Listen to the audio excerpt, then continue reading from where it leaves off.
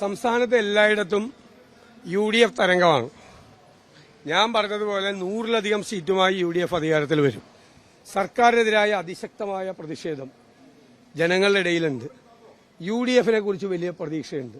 UDF വന്നാൽ കേരളത്തിലൊരു മാറ്റമുണ്ടാകും എന്ന ഉറച്ച പ്രതീക്ഷ ജനങ്ങൾക്കുണ്ട്. ഞങ്ങൾ ഈ സർക്കാരിനെതിരായിട്ട് അവതരിപ്പിച്ച കുറ്റപത്രം ജനങ്ങൾ അവരുടെ കോടതിയിൽ, മനസാക്ഷിയുടെ കോടതിയിൽ അവർ വിചാരണ ചെയ്യും. ഈ സർക്കാരിനെ അവർ ശിക്ഷിക്കും. UDF അധികാരത്തിൽ വരും. ഞങ്ങൾക്ക് ഉറച്ച വിശ്വാസമാണ്. എല്ലായിടത്തും നല്ല രീതിയിലുള്ള പ്രവർത്തനമാണ് നടക്കുന്നത്. സജീവമായി ടീം UDF ആയിട്ടാണ് പ്രവർത്തിക്കുന്നത്.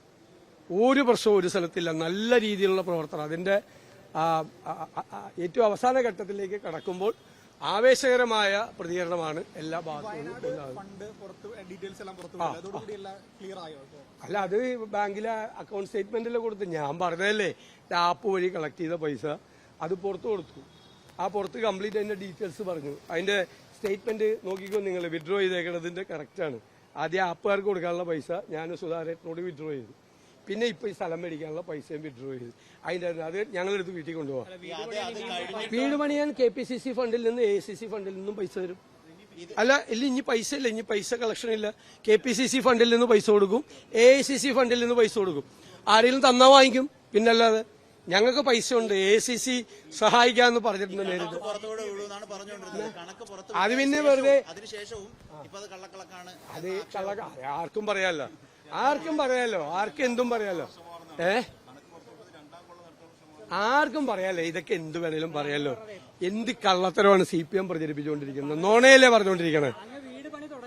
അല്ലല്ല, അവിടെ അതിന്റെ വീട് പണി തുടങ്ങണമെന്ന് വെച്ച് കഴിഞ്ഞാൽ പണം ഉണ്ടെന്നേ.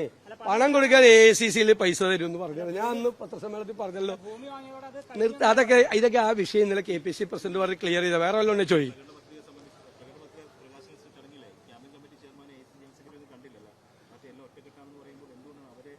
വേറെ കുത്തിത്തിരിപ്പാടി രാവിലെ ഇറക്കിയിരിക്കുകയാണ്. വെറുതെ അതൊക്കെ ഞങ്ങളാണ് തീരുമാനിക്കുന്നത്. ഞങ്ങളുടെ പരിപാടിയിൽ ആരൊക്കെ ഉണ്ടാവണമെന്ന്. അവിടെ ഞാനുണ്ടായിരുന്നു, തെലങ്കാന മുഖ്യമന്ത്രി ഉണ്ടായിരുന്നു, ഈ മാനിഫെസ്റ്റോ കമ്മിറ്റിയുടെ ചെയർമാനും അംഗങ്ങളും ഉണ്ടായിരുന്നു. അത് അദ്ദേഹം എല്ലാവരും ഓരോ സ്ഥലത്തല്ലേ, ഓരോ സ്ഥലത്ത് പരിപാടിയിലല്ലേ. നല്ല കുത്തിത്തിരിപ്പാണല്ലോ രാവിലെ. വേറെ ഒന്നുമില്ലേ. വേറെ കുത്തിത്തിരിപ്പ്. ഇലക്ഷന്റെ അവസാനമായി കുത്തിത്തിരിപ്പ് ചോദ്യമാണത്. ഓരോ ഫംഗ്ഷനിലും ഞാൻ ചോദിക്കട്ടെ, പിണറായി വിജയനുള്ള പരിപാടിയിൽ എല്ലായിടത്തും MV ഗോവിന്ദൻ ഉണ്ടായിരുന്നോ? TP രാമകൃഷ്ണൻ ഉണ്ടായിരുന്നോ? TP രാമകൃഷ്ണൻ MV ഗോവിന്ദനും പിണറായി വിജയനും കൂടിയാണ് ഇതെല്ലാം ചെയ്തത്. അപ്പൊ വെറുതെ ഇത് കോൺഗ്രസിനോടുള്ള കുത്തിത്തിരിപ്പ് ചോദ്യം. അത് അങ്ങോട്ട് ചോദിക്കാറില്ലല്ലോ. പിണറായി വിജയനോട് ചേട്ടൻ ചോദിക്കാറില്ലല്ലോ എങ്ങനത്തെ ഒരു. പിന്നെ ചോദിക്കാനേ പിന്നെ വീട്ടിൽ പോയി ചോദിക്കാൻ പറയും. ഞാനായതുകൊണ്ട് പാവം ഇങ്ങനെയൊക്കെ മറുപടി പറയണേ അല്ലേ. അതൊക്കെ കഴിഞ്ഞ വിഷയം കഴിഞ്ഞു. വേറെ അടുത്ത ആള് അല്ലല്ല, അത് ഒന്നും കൂടി പോളിംഗ് കൂടി കഴിയുമ്പോൾ ഒന്നും കൂടി പറയാം. കറക്റ്റ് 100+ ആണ് UDF. UDF 100+. എഴുതി വെച്ചോ, 100+. ഞാൻ പോളിംഗ് കൂടി കഴിയുമ്പോൾ ഒന്നും കൂടി പറയാം. കറക്റ്റായിട്ട് പറയാം.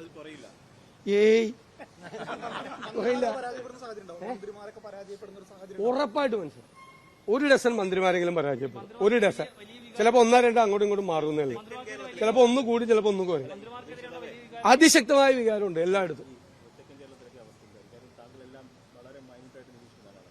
തെക്കൻ കേരളത്തിലെ ഇപ്പോ തിരുവനന്തപുരത്ത് 1 സീറ്റാണുള്ളത്. അത് 8 സീറ്റ് വരെ ആവാം. കൊല്ലത്ത് 2 എണ്ണമാണുള്ളത്. അത് 7-8 ആവാം. ആലപ്പുഴ ഞങ്ങൾ കണക്ക് കൂട്ടിക്കൊണ്ടിരിക്കുന്നുള്ളു.